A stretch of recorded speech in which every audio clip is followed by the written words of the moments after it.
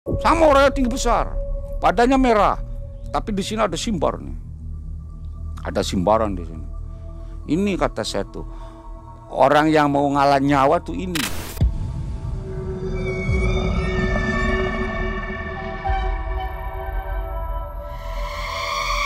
Geremnya tuh, waduh, bukan main.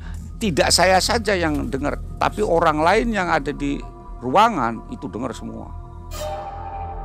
Sama di situ juga kasusnya hampir sama dengan di Bu Haji.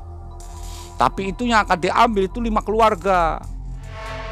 Yang 1 keluarga sudah meninggal semua. Tinggal anak-anaknya yang belum. Maka saudara-saudaranya yang 5 keluarga itu, yang 4 keluarga itu masih sekarat.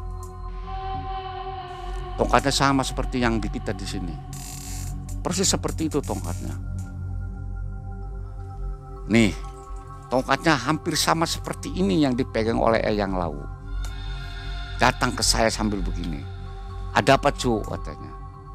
Beliau tuh ngomong, saya mau minta petunjuk, bener enggak orang ini dari Karangbolong.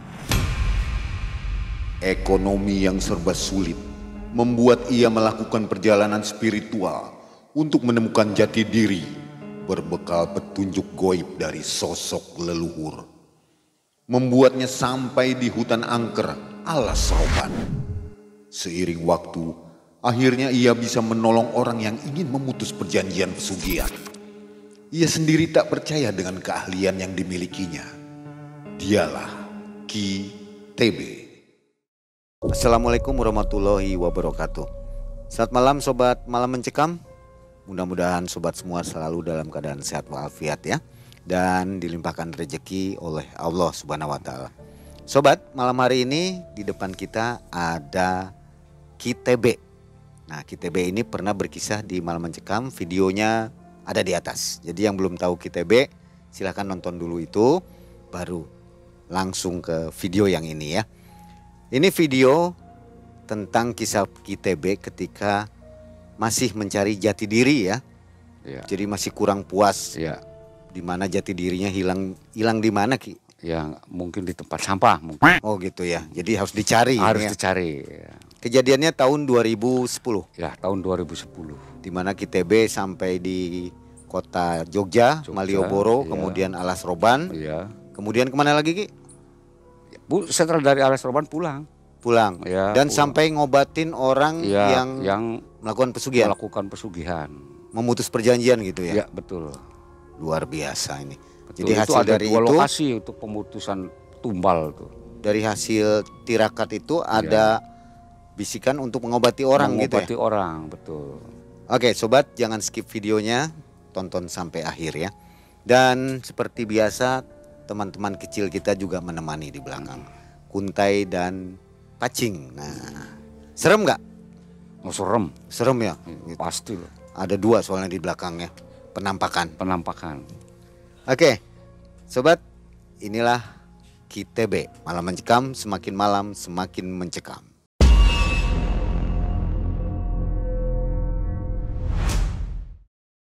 Jadi kisah saya 13 tahun yang lalu, itu pengalaman pribadi yang mungkin bagi saya sendiri memang sangat berkesan. Kenapa saya melakukan hal seperti itu? Karena saya ingin mencari jati diri yang pada akhirnya atas dasar petunjuk dari seseorang, saya disuruh berjalan ke arah timur. Pas ba'da subuh, setelah saya melakukan puasa 2 hari di rumah, saya berangkat. Dari sini berjalan kaki sampai menuju ke Jangga. Dan sampai Jangga saya ikut.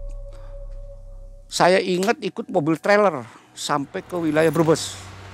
Setelah di Brebes, kebetulan ada mobil truk yang muat sapi. Lagi makan di warung. Saya datangin, Pak, mobil ini mau kemana? Mau ke Jogja katanya, boleh nggak saya ikut? Oh, kata saya tuh. Saya pakaiannya pakai pakaian kaos. Kelihatan kaosnya kaos putih saya tuh ya. Sambil bawa itu apa sih, kandek plastik tuh, karung plastik tuh. Karung plastik. Ya. Bekalnya hanya bawa itu. Ya hanya bawa itu aja. Nggak bawa uang. bawa si uang mah cuman 100.000 saya tuh bawa uang tuh. Saya ngomong, mau kemana sih katanya, Pak? Saya mau ke Jogja. Ya udah katanya ikut, saya ikut di belakang. Naik dengan sapi tuh. Berangkatlah mobil sampai tujuan. Saya diturunkan di Marlboro. Mungkin kata hati mungkin saya suruh di sini. Malioboro Di Malioboro. Pada akhirnya saya turun. Kan masih di jalan raya, Malioboro kan masuk ke dalam. Saya berjalan. Nah pas malam emang rame sih Pak. Kenapa saya tujuannya ke situ? Harusnya orang yang puasa kan mencari yang sepi. Tapi kenapa saya di tempat yang ramai? Saya juga nggak ngerti kenapa saya disuruhnya di tempat yang ramai sementara tidak boleh untuk makan. Kan arahnya ke sana. Berarti ada satu hikmat tertentu dari orang yang menyuruh saya. Siapa itu yang nyuruh? Kata hati. Ada bisikan gitu. Iya, kata hati kalau orang sih yang belum mengalami ya seperti itu tuh. Jadi seolah-olah saya ada yang membimbing, Mang Eye. Jadi di telinga tuh selalu ada yang ngomong. Din, kamu jangan begitu. Kalau saya melakukan yang salah. Maka saya juga nggak ngerti kok kenapa saya ada yang membimbing seperti itu. Makanya saya turuti. Ini apa nanti endingnya? Setelah saya melakukan hal-hal seperti itu.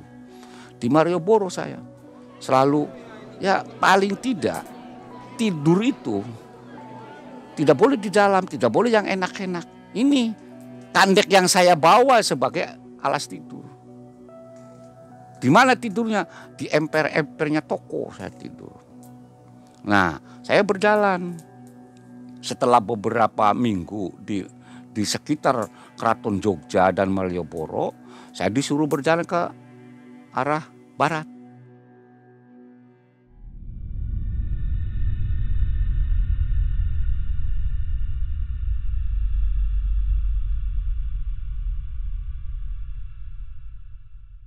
Ada satu hutan di sana, makanya nggak tahu saya hutan apa di situ. Saya suruh berhenti.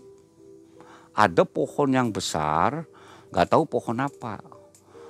Besar pohonnya. Kayak kalaupun memang dicangkul oleh 2 orang sih pas lah. Dicangkul dari kita dari sini, terus yang sebelahnya dari depan itu 2 orang. Saya berhenti di situ. Saya duduk sampai malam.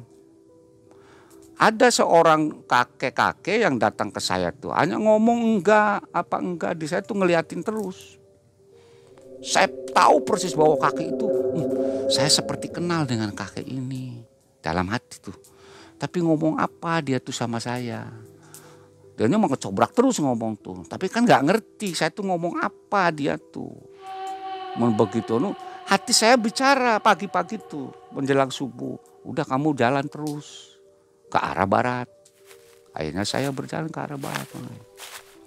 Dilanjutkan. Jalan kaki itu? Jalan kaki Bang Ye. Jalan kaki, bukan naik mobil, bukan naik motor. Jalan kaki saya. Pas menjelang maghrib ketemu dengan pos. Ada satu petugas di situ belum pulang. Saya datangi. Malah saya duluan yang ditegur. Kita kan di tengah jalan atau di pinggir jalan seperti orang bingung nih. Terus dipanggil oleh petugas itu. Pak sini katanya. Bapak tuh mau kemana? Oh dikira saya mau pulang. Mau ngadang mobil nanti saya adangin. Enggak Pak. Saya tuh mau boleh nggak mau istirahat. Oh silakan katanya, diajak saya tuh ngobrol dengan petugas pos di situ. Pak kalau ini apa kata saya tuh. Oh ini katanya alas roban Pak. Boleh nggak saya masuk? Ya boleh-boleh saja tapi katanya Pak. Tolong jangan sampai masuk ke dalam nanti nggak bisa pulang lagi. Bahasanya tuh seperti itu. Cuman karena kepenasaran saya. Ada apa sih di dalam? Kan begitu. Nah udah katanya Pak kalau mau masuk udah di luarnya aja mau lihat mah. Sebab di sini tuh banyak kejadian. Ngomongnya tuh ceritanya tuh. Kejadian gimana sih Pak? Saya penasaran nih. Ya pokoknya banyak kejadian hal-hal yang tidak inilah katanya Pak. Tolong jangan katanya kalau mau di luar aja lah. Cuma maksanya saya akhirnya saya begitu sudah larut malam saya masuk. Ke dalam. Begitu beberapa langkah dari jalan raya kita masuk di hutan mungkin adalah 10 atau 15 meter. Itu ketemu Pak. Dengan orang tinggi besar nih. Tapi tidak pakai baju. Itu diperkirakan jam setengah 11-an lah. Jam 11 ke atas malam itu. Kan gelap masuk ke dalam tuh. Ketemu dengan orang itu. Matanya itu, mukanya kan merah. Semua badannya tuh kelihatan merah. Matanya mencorot merah lagi Pak. Tapi seperti orang itu, seperti orang barat aja lah. Tinggi besar orangnya itu.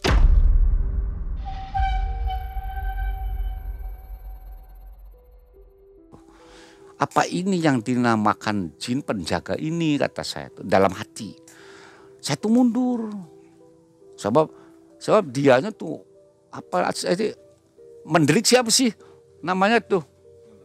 Iya kan, matanya tuh mendelik, ya melotot ke saya tuh. Akhirnya kan ada rasa takut saya tuh. Mundur saya. Mundur. Terus ya Allah, ini apa saya tuh. Artinya bangsa apa? Kan begitu. Ketika kita meraba-raba, oh, mungkin ini ciri jin yang berjenis buta. Menurut kata hati saya tuh. Akhirnya saya mundur. Tidur di pos. Sambil melamun, ini tuh gimana saya ingin menerobos ke dalam, tidak dapat, enggak. Bicara sendiri nih. Cuman kata hati tuh, udah katanya Din. Kamu kalau bisa melanjutkan saja perjalanan, jangan masuk ke sana. Cuma karena sudah larut malam, tidur di pos satu. Begitu subuh, setelah sholat subuh saya jalan kaki. Nyetop mobil di jalan. Ada mobil yang pernah bawa kayu, mobil trailer tuh. Ikut saya tuh ke sana, saya stop mobil tuh. Kebetulan berhenti pas di tikungan tuh Mang Ye. Kan ada jalan yang ke sana, arah ke sana. Bapak katanya mau kemana, mobil tuh berhenti. Saya tuh mau turun ikut ke Losarang, kata saya. Oh kebetulan katanya saya mau ke Jakarta. Kan pas sekali ikut mobil tuh. Tadi saya ikut di belakang, di mobil tren kan nggak ada baknya, Mang Ye. Mobil kan bekas ngangkut besi atau kayu lah, nggak tahu, yang jelas pada situ ada bekas besi dan kayunya. Saya ikut ke sana. Sampai di Losarang saya diturunkan sampai di Jangga. Pas di Jangga itu hampir menjelang pada asar tuh. Di Jangga tuh. Dari subuh sih saya tuh ke sananya. Menjelang asar ada teman kita yang ada di ngojek di Jangga. Saya tuh diajak oleh teman, dari mana katanya Din kamu tuh? Enggak, sudah habis main-main aja. Pada saat itu saya belum buka lupa ya, perut tuh masih puasa saya tuh. Pulang saya diantarkan ke rumah.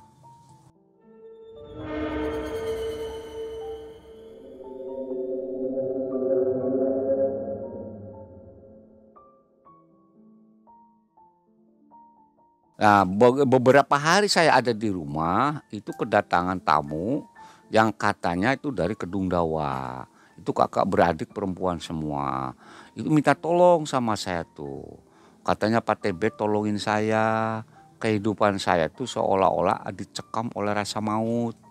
Loh, Pak Haji tuh tahu apa, Ibu Haji tahu dari mana? Saya tuh nggak bisa apa-apa, enggak katanya.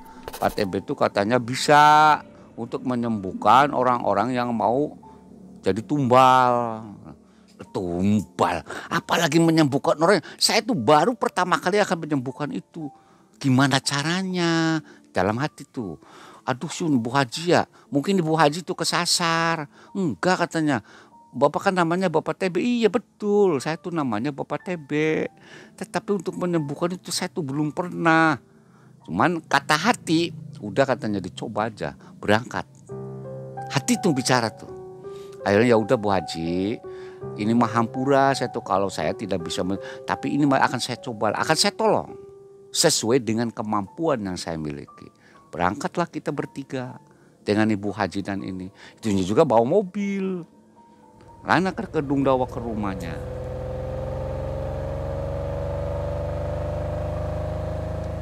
Sampai di rumahnya, di sana tuh betul memang rumahnya mewah.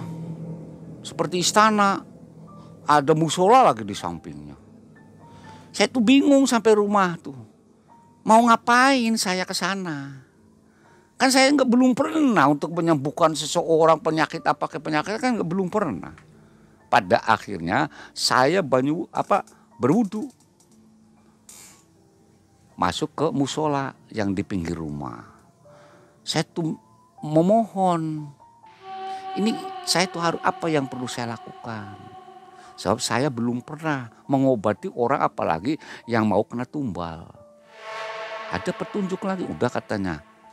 Kalau ngomong Jawa nih ya, wis sirakidin makanan. Oh begitu, saya laksanakan. Jadi kalau bahasa Indonesia, bahasa kerennya mah, udah Din kamu laksanakan, caranya begini. Dikasih petunjuk saya tuh cara begitu tuh. Jadi akhirnya saya terpaksa untuk menyembuhkan. Tetapi pada saat hari yang pertama, begitu melihat wujud orangnya, karena saya kan masuk ke kamar, tempatnya kan ditunjukkan, oh itu, emang mewah kamarnya di sana. Ya namanya orang kaya ya. Ini kayaknya udah curiga nggak normal? Ya saya sudah curiga. Suami ibu mana, Bu Haji? Justru itu dia sudah 8 tahun meninggalkan saya, itu istri lagi, punya istri lagi. Oh pantes nih. Saya tuh ngomong dalam hati tuh pantes. Berarti ini yang akan jadi tumbalnya. Supaya kekayaan itu abadi. Terlepas daripada usaha, saya kan tidak nyana usaha-usaha apa tuh. Tetapi saya lihat di sana usahanya, suaminya sudah 8 tahun berpisah. Jadi tempat usahanya kan nggak tahu. Tapi di sana di sebelah rumahnya, di depan rumah itu ada konter. Dia tahu konter itu karena memang ada di situnya konter HP. Ada tulisnya, walaupun memang si kios itu tutup, nggak buka tuh. Tutup terus katanya. Itu usaha saya dulunya kan itu diceritakan oleh Bu Hajinya tuh. Itu katanya usaha saya. Tapi semenjak suami saya beristri lagi, itu saya tinggalkan. Tapi memang jelas-jelas kaya memang orang itu. Rumahnya kayak istana. Terus dari mana kan penghasilan tidak ada kan, makannya kan mewah. Terus untuk berobat ke sana kemari sampai di rumah sakit, pendarahan sampai 5 bulan katanya pendarah, dari mana uangnya? Suaminya tetap ngirim mungkin? Ya kemungkinan kan suaminya masih ngirim. Walaupun memang sudah pisah ranjang kan, sudah punya istri lagi suaminya. Tapi yang jadi tumbal, yang akan jadi tumbal itu istri tuanya. Pada saat itu, makanya diincar istri tuanya.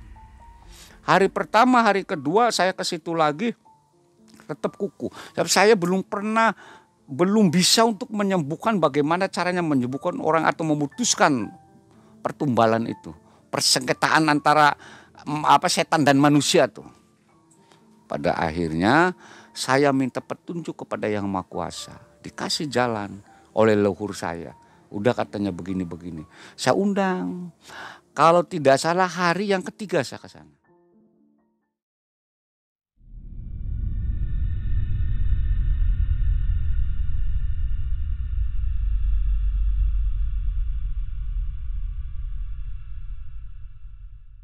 Hari ketiga saya masuk, Bu Haji, gimana kalau saya pengen wirid di kamarnya Bu Haji?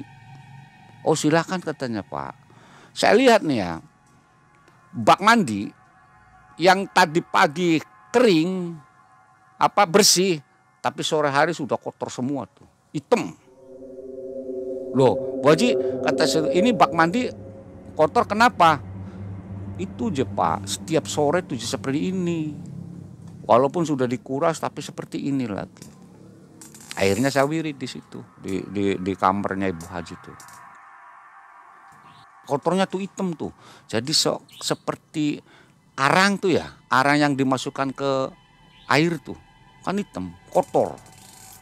Kotor banyak seolah kayak pasir tuh. Di baknya, di dasar baknya tuh. Padahal baknya kan pakai keramik. Ya udah kata saya tuh Bu Haji, biarkan aja itu mah. Jangan dulu dikuras, kata saya tuh pada saat itu. Cuma saya tantang dia tuh. Ada 3 yang muncul. Yang pertama tinggi besar bewok. Seperti kalau saya gambarkan ini, mungkin kalau saya bisa gambar akan saya gambarkan ya jenis makhluk itu tuh. Cuma saya sayang sekali tidak bisa menggambar ya. Artinya makhluk itu jelas sekali kelihatan oleh saya. Bentuknya seperti itu. Oh, jadi kamu kata saya tuh yang Seperti mau. apa detailnya? Jadi kalau genderuwo kan banyak bulunya. Tapi itu enggak. Tetap matanya merah. Itu bulu hanya bulu apa ya? Jadi bulu biasa tuh, enggak seperti genderuwo. Kalau genderuwo kan bulunya tebal. Semuanya kan banyak berbulu. Tapi itu mah enggak. Anda jadi bulunya tuh jarang. Seperti orang aja, seperti orang kita lah. Seperti ya manusia yang kita hidup di alam ini. Orang-orang itu tuh cuman tinggi besar. Yang satu tinggi besar, yang dua pendek. Sebaulah kalau anu mah orangnya tuh dengan orang yang pertama tuh. Nah, pikir saya mungkin ini ketuanya. Maka saya undang ketua itu.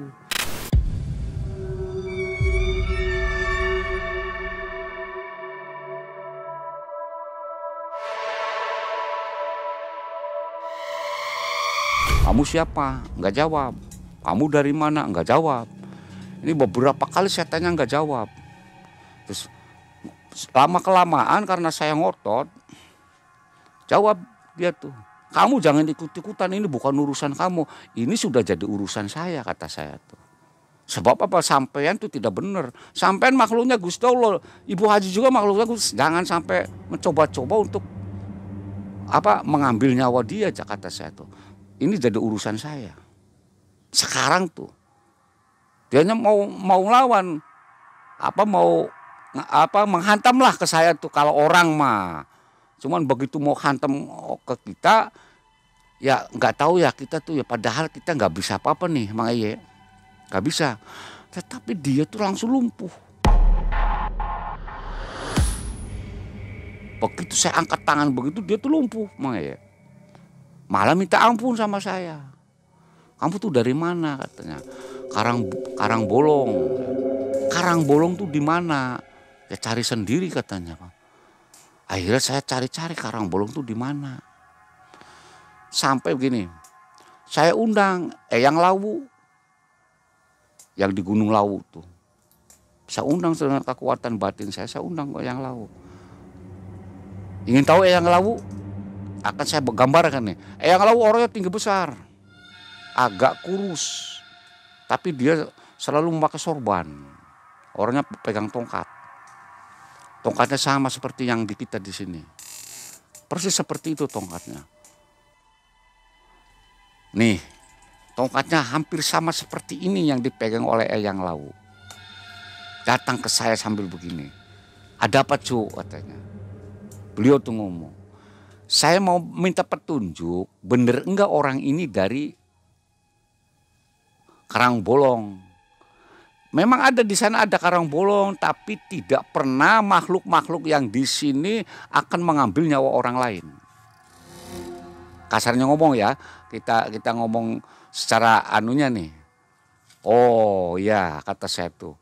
Akhirnya saya ucapkan terima kasih, terus dari mana saya tuh? Ternyata ada yang memberikan bisikan, Karangbolong itu adanya di Banten. Yang sering katanya makhluk-makhluk yang di sana itu sering mengambil nyawa orang. Pada akhirnya apa? Kita gimana cara untuk memusnahkan ini? Gimana caranya untuk mengembalikan ini ke habitatnya? Kalaupun memang itu dari Karangbolong yang di Banten. Saya kan gak ngerti. Pada akhirnya saya mengundang Sabak Kingkin. Tahu Sabak Kingkin? Makanya Sabak Kingkin itu Pangeran Hasanuddin, Raja Banten. Kebetulan di sana kan ada terah dengan yang di Cirebon. Dengan leluhur saya ada terah. Kenapa? Karena leluhur saya itu kawin dengan anaknya Sabak Kingkin. Dengan anak Pangeran Hasanuddin. Itu. Maka saya berani mengundang untuk meminta tolong kepada beliau agar ini bawa. Jangan sampai mengambil nyawa Ibu Haji. Oh, beliau mengutus seseorang yang datang tuh. Bukan beliaunya yang hadir. Tetapi mengutus seseorang datang ke saya untuk mengambil 3 orang yang dari Karangbolong ini. Makhluk gaib tuh, makhluk itu tuh diambil, dibawa oleh beliau. Si makhluk, 3 makhluk itu tuh. Setelah dibawa, setelah nggak ada, selesai, saya berikan sesuatu ke Ibu Haji. Apa kono anunya, barangnya? Hanya air mineral. Hanya air mineral itu, Bu Haji, tolong saya minta air. Air apa katanya Pak? Air mineral buat Ibu Haji. Bawakan air di aqua tuh. Saya bacakan sesuatu ini Bu Haji. Air ini nanti dikucurkan di setiap rumah di sekeliling di pekarangan Ibu Haji. Termasuk di kamar Ibu Haji. Insya Allah lah curug itu tidak akan kembali. Selesai saya mengobati itu, memutuskan perjanjian dengan setan Ibu Haji itu ya, karena memang ulah suaminya sih itu mah. Bukan Ibu Hajinya yang masuk, tapi suaminya yang memasuki bersekutu dengan setan. Tumbalnya itu rencananya. Bu Haji ini nggak tahu sebelumnya. Nggak tahu. Kalau suaminya bersekutu dengan setan itu tidak tahu sama sekali. Itu tuh Mang Eye. Jadi makanya tahu-tahu itu mungkin saya kan ngomong nyawa saya itu hampir terancam, selalu dibayang-bayang oleh maut setiap harinya. Penyakit ini katanya. Untung pada saat itu Bu Hajinya taruhlah getol ibadah Mang Eye, Ibu Hajinya tuh. Makanya ada sedikit pembatasan. Ketika mungkin mau diambil nyawa, Ibu Haji lagi sholat, lagi wirid, lagi dikir. Makanya diulur waktu. Dihantamnya apa? Penyakit Bu Haji. Mang Eye, Ibu Haji tuh pendarahan.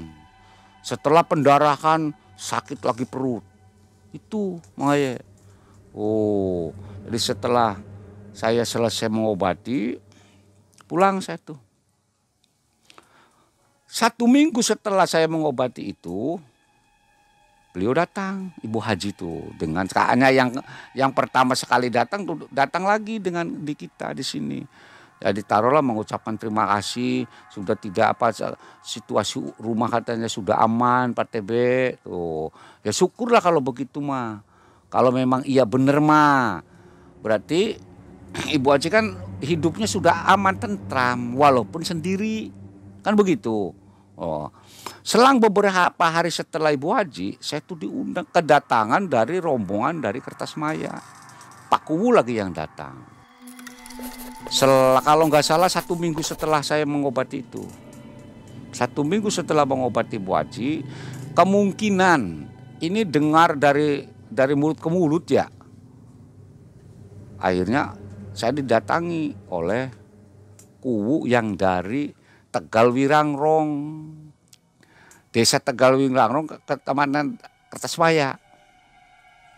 Datang dengan Pak Ustadz dan lain sebagainya itu, kalau nggak saya 5 orang datang ke saya. Ngobrol-ngobrol.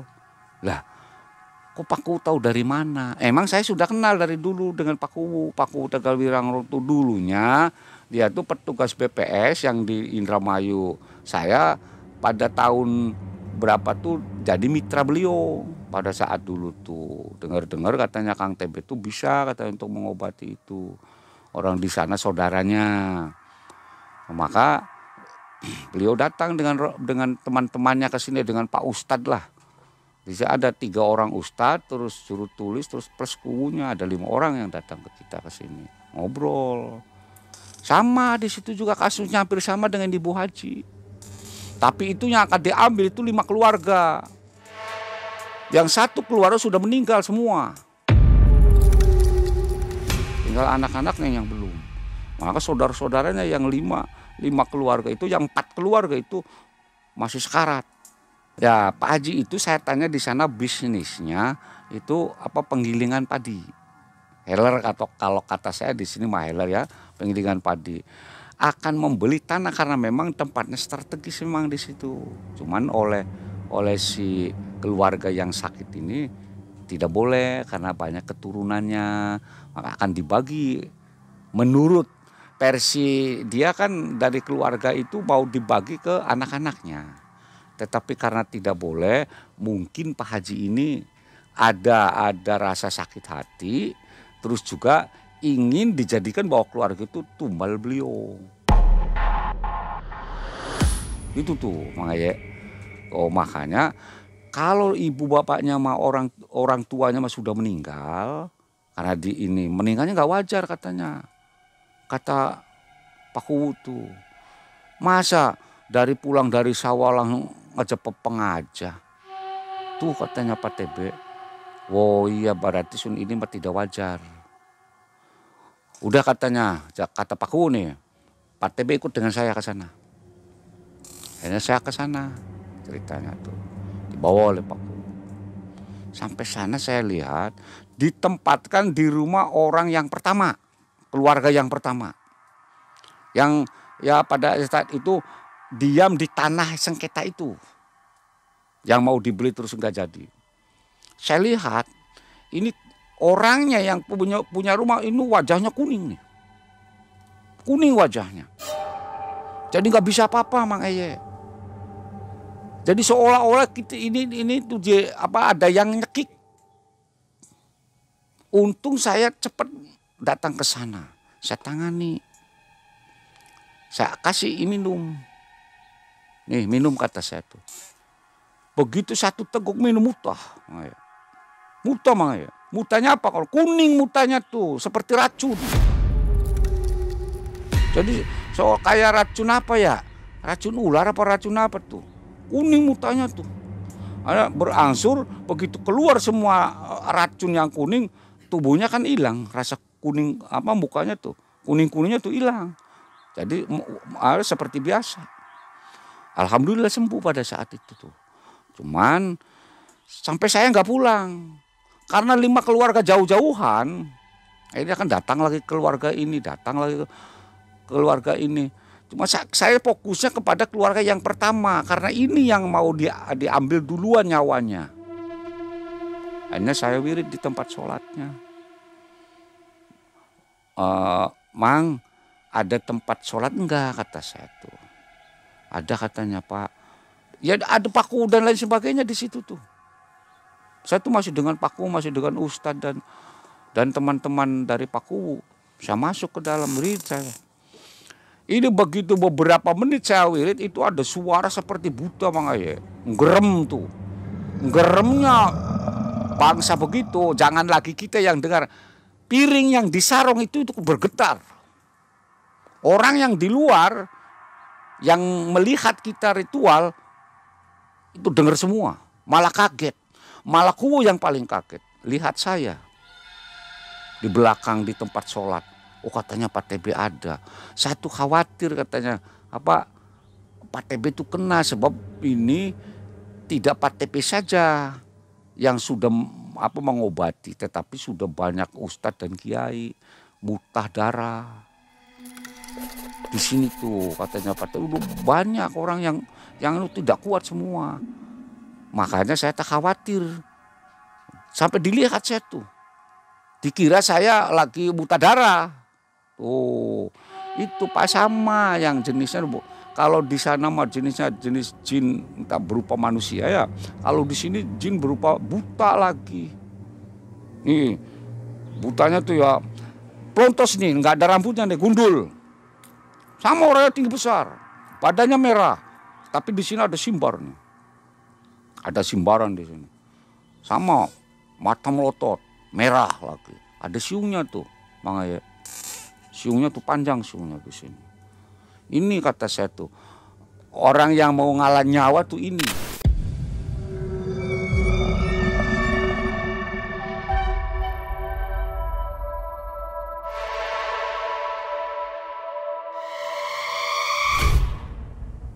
Geremnya tuh, waduh, bukan main.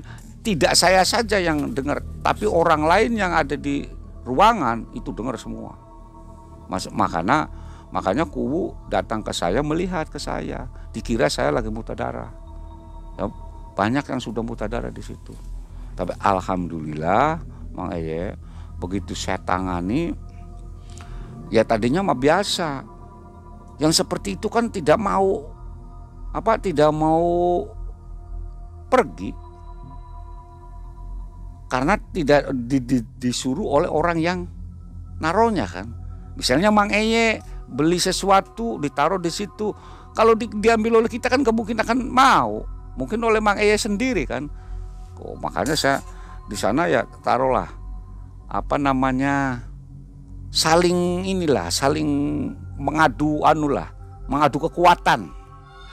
Tapi untung saja saya itu masih dilindungi oleh Yang Maha Kuasa pada saat itu, Mang Eye.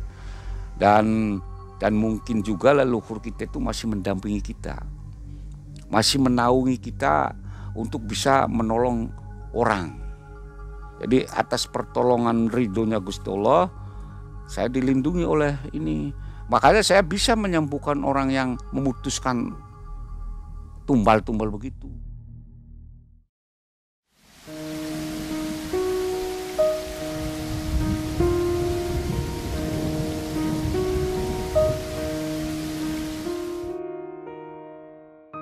Jadi pemutusan perjanjian dengan jin itu biasanya kan berat ya. Betul. Dan taruhannya nyawa. Nyawa jelas. Makanya kata saya juga dari awal kan saya yang dari sana. Ini kan urusannya dengan nyawa dan nyawa. Saya kan gambarkan kalau Mang Eye menara sesuatu otomatis kan ada orang itu kan akan dendam kalau diusir oleh saya. Jelas dia itu akan dendam dengan saya kan.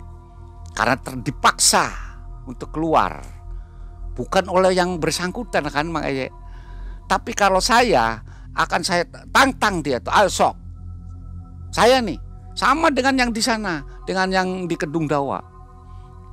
Kasusnya kan tidak berbeda, hanya ini 5 keluarga, cuman jenisnya bukan jenis seperti orang jin yang dari sana, tapi ini jenis buta. Saya tantang dia. Kalau kamu tidak mau pergi, akan saya hancurkan. Jadi mohon maaf, bukan berarti saya sebut nih Mang Eye ya. Ini saya bacakan sesuatu di sini tuh merah nih. Tangan saya ini getar. Kalau saya dihantamkan ke makhluk itu hancur dia tuh. Atas dasar bisikan nih baca ini katanya. Saya itu jelas nyawa taruhannya. Bukan taruhlah kasarnya bukan cempreng-cempreng. Orang mengusir makhluk yang seperti itu. Maka saya tanya, kamu tuh dari komunitas mana? Saya katanya dari komunitas pegunungan. Ada yang dari jenis dari hutan, ada yang dari lautan. Berbeda Mang Eye. Dari komunitas itu juga ada perbedaan. Itu kemungkinan yang paling sakti, yang paling hebat ilmunya jenis jin golongan jin jenis buta itu dari lautan. Kalau dari hutan, kalau dari ini bisa ditangani oleh, tapi dari lautan. Memang sih ada kalau tahu celah untuk memusnahkannya. Tapi kalau dari jenis darat ini ada celah untuk memusnahkan. Saya akan ngomong, saya itu selalu dibimbing oleh leluhur saya. Nih baca ini, malah beliau ngomongnya kamu tuh jangan jadi orang cengeng, lawan. Ngomongnya tuh begitu Mang Eye ke saya tuh. Makanya saya lawan. Ya kalau saya lawan apa yang perlu saya lakukan? Kan seperti itu. Makanya dikasih. Nah terus begitu saya mau dihantam, dia tuh sujud sama saya. Ampun, kamu dari mana? Maka saya tahu wah, setan itu jenis jin itu dari pegunungan. Dia tuh bangsa jin tapi jenis buta yang dari pegunungan. Taunya dari dia. Bukan dari kita sendiri yang ngomong makanya saya ngomong tuh, udah kamu tuh disuruh siapa? Disuruh Anu, Pak Haji Anu, kan begitu. Taunya tuh saya tuh dari dia, bukan kita sendiri yang Jelas nyawa Mang Eye. Itu kalau si Ibu Haji kan dikalahkan suaminya ya. Berarti ya? Iya, suaminya kan begitu. Miskin lagi nggak? Enggak sama. Kalau Ibu Hajinya mah. Tapi suaminya kan yang meninggal. Setelah kejadian itu meninggal? Meninggal. Berapa lama? Satu bulan kemudian meninggal. Informasinya tuh. So Ibu Haji kan main lagi ke rumah saya. Kasih kabar ya? Ngasih kabar katanya Pak TB suami saya katanya udah meninggal.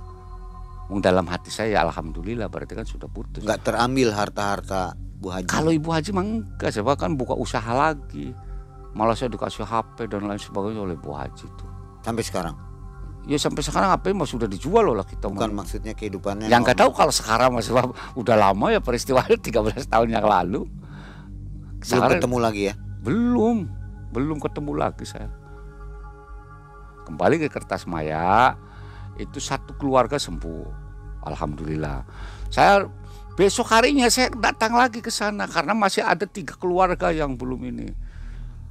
Begitu datang lagi saya ke sana, ditujukan suami istri lumpuh semua, nggak bisa berjalan. Kalau ngomong, makan dan lain sebagainya bisa, tapi nggak bisa berjalan. Saya lihat, oh iya, orang ini berarti masih kena imbas. Padahal itu kan yang mau mengambil nyawanya kan saya suruh pulang, tapi dia itu masih belum pulang. Alhamdulillahnya begitu saya kasih air, terus diminum, terus dibalur dengan air itu, saya tunggu 1/4 jam, sok kata saya tuh, coba suruh berjalan. Begitu mau jalan, kan biasa digendeng tadinya mah tuh, mau jalan tuh. Tapi udah katanya, kayaknya saya tuh kuat berjalan. Alhamdulillah langsung bisa berjalan. Jadi nggak lumpuh lagi kaki itu. Suami istri tuh, pada saat di Kertasmaya sembuh. Terus yang lainnya kan masih kita kudu muter-muter lagi kan. Akhirnya saya duduk di rumah keluarga yang kedua, kan masih ada 2 keluarga yang belum ini. Saya nyuruh yang tadi mau mengambil nyawa tuh, jenis buta tuh jin itu. Tolonglah kata saya tuh, kita tuh sudah capek mau menyembuhkan ini. Gimana caranya? Sembuhkan konang sampean. Saya kan ngomongnya begitu. Akhirnya apa? Alhamdulillah beberapa jam kemudian dari 2 keluarga itu datang ke kakaknya. Tadi main ke rumah kakak yang saya duduki di situ, sembuh penyakitnya. Usahanya apa? Usahanya perbengkelan. Nah, bengkel itu kan tutup semua di sana tuh. Walaupun buka katanya, itu dibilangnya tutup. Jadi seolah-olah setiap hari tuh nggak buka. Dihalangi. Saya lihat di sana pantes. Jadi ada mayat di tokonya tuh, di kiosnya tuh. Ada mayat di sana. Terus saya bersihkan, netralisir dan lain sebagainya. Ya alhamdulillah sekarang tuh. Ya sampai sekarang informasi dari Kuwu tuh gimana Pak Ustadz, Pak Kuwu kan sering masih ada komunikasi dengan saya. Alhamdulillah katanya sudah ini semua, ya syukurlah. Tuh. Nah Ki, ya, siap. Jadi Ki TB ini nggak sadar ya mempunyai kemampuan untuk mengobati. Betul, yang tadi. Iya. Itu efek dari perjalanan yang tadi bukan? Ya mungkin arah ke sana. Yang jelas setelah ada petunjuk batin ya, saya mengelana di Mariboro dan lain sebagainya, itu mungkin merupakan satu ujian lah, merupakan satu evaluasi hidup agar kita tuh mampu untuk bisa mengendalikan diri. Yang pertama, yang kedua, tidak didasari atau tidak disadari oleh kita bahwa kita sudah dimasuki berbagai macam ilmu lah kasarnya mah. Ya, makanya saya sendiri sering bertanya, kenapa sih saya bisa melihat makhluk-makhluk gaib? Kenapa saya bisa melihat makhluk astral? Seperti itu Mang Aye. Dalam hati juga bertanya, dan kenapa saya bisa menyembuhkan orang-orang yang memang sakit? Jangan lagi itu sakit atau pemutusan penumbalan, tetapi juga sakit-sakit yang lain banyak yang datang ke saya. Alhamdulillahnya. Seperti kena santet juga. Ya, seperti kena santet dan lain sebagainya kan sering saya tuh seperti itu.